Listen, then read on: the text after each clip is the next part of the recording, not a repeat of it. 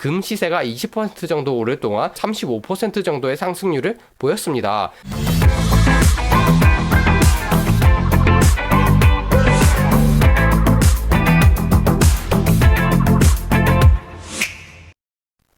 여러분 안녕. 자, 이번 시간에는 워렌 버핏 오빠가 금 투자를 시작하셨다는 뉴스를 통해서 우리가 어떻게 금 투자를 해야 현명한 투자를 할 수 있는 것인가, 이 점에 대해서 알아보기로 하겠습니다. 원래 워렌 버핏 오빠는 금 투자 같은 것에 발 담그실 분이 아니었죠. 예전 영상에서도 설명드린 바가 있는데 어떤 말씀까지 하셨냐면 금이나 원자재 사는 것이 투자라고 생각하는 그 마인드부터가 글러먹었다, 이러한 입장이라고 말씀을 드렸습니다. 왜 이렇게 말씀을 하신 것인가? 이것은 예전 영상에도 나와 있지만 간단하게 설명을 드리자면, 주식이나 부동산, 채권과 같은 금융상품에 투자를 한다면 배당, 월세, 이자를 기대할 수 있죠. 다시 말해서 자체적인 생산력이 있는 것인데, 이것은 주식이나 부동산, 채권에 우리가 돈을 넣는다면 내가 넣은 돈이 나를 위해서 일해준다는 개념이 성립한다는 것입니다. 그렇기 때문에 장기적으로 봤을 때 실패할 수가 없다는 것인데, 금이나 원자재, 가상화폐와 같은 상품에 투자를 한다면 이러한 효과를 전혀 기대할 수가 없죠.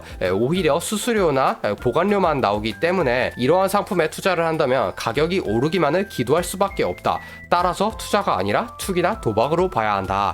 이러한 입장이라고 말씀드릴 수가 있겠습니다.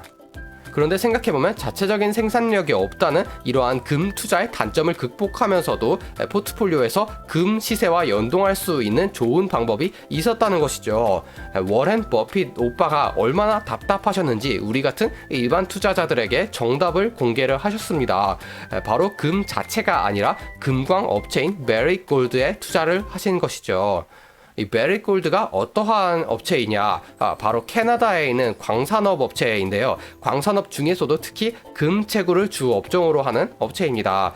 참고로 캐나다 회사이지만 뉴욕 증권거래소에서도 상장이 되어 있기 때문에 우리가 굳이 캐나다 달러로 환전할 필요 없이 미국 달러로도 충분히 투자가 가능하고요.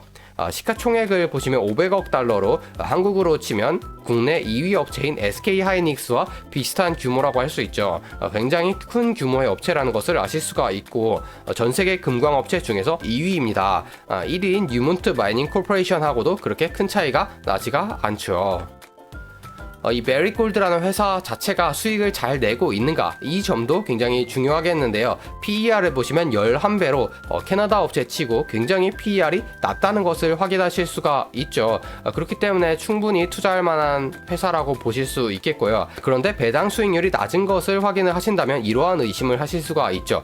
혹시 PER이 원래는 높은데 작년에 깜짝 수익을 냈다거나 해서 PER이 낮은 것처럼 보이는 것이 아니냐, 이러한 의심은 굉장히 타당하다고 볼 수 있습니다. 일단 2016년부터 작년까지의 실적을 보시면 작년인 2019년에 크게 순이익을 냈다는 것을 확인하실 수가 있죠. 특히 2018년에 적자가 굉장히 신경이 쓰이실 수가 있는데, 이것은 국제 금 시세를 보시면 납득을 하실 수가 있습니다. 왜냐하면 2018년은 금값이 떨어지고 있는 시기였거든요. 메리 골드 입장에서는 굉장히 어려운 시기를 보냈다고 볼 수가 있겠죠. 반대로 2019년 같은 경우에는 금 시세가 오르고 있었기 때문에 메리 골드 입장에서도 환호성을 질렀다, 이렇게 보실 수 있겠고요. 그렇다면 우리가 생각할 수가 있는 거죠. 2020년이 아직 끝나지는 않았지만 올해는 금 시세가 작년보다도 더더욱 올랐기 때문에 메리 골드 입장에서는 떼돈을 벌 기회가 있었겠구나, 이렇게 보실 수가 있습니다. 따라서 이 메리 골드에 현재 시점에서 투자한다는 것은 굉장히 좋은 선택일 수 있다는 것을 아실 수가 있는 것이죠.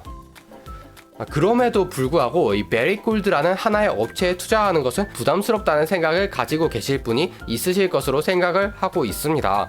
왜냐하면 금 시세는 올랐는데 메리 골드, 나의 주식은 내려간다 하면 견디지 못할 것이 분명하거든요. 이 금값과 상관없는 이슈로 인해서, 예를 들어서 메리 골드의 경영진이 부패했다던가 하는 이슈로 인해서 메리 골드의 주가가 내려가는 것은 충분히 있을 수 있는 것이기 때문에 금 자체에 투자하는 것에 비해서 불필요한 리스크를 감당해야 한다고 생각할 수도 있는 것입니다. 그런 분들께는 ETF가 오히려 적합하다고 할 수가 있겠는데요.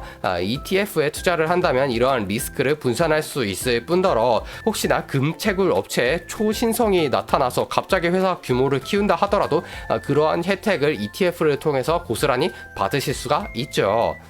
제가 여기서 소개해드리고 싶은 ETF는 IUAP와 GDX라는 두 가지 ETF인데요. IUAP는 런던에 상장되어 있고 GDX는 뉴욕 증권거래소에 상장이 되어 있습니다. 참고로 둘 다 미국 달러로 결제할 수 있기 때문에 혹시 영국 파운드로 환전해야 되는 거 아니냐 하는 부담감은 떨쳐버리실 수가 있겠고요. 두 ETF가 그럼 얼마나 다른 것이냐? 사실 거의 다르지 않습니다.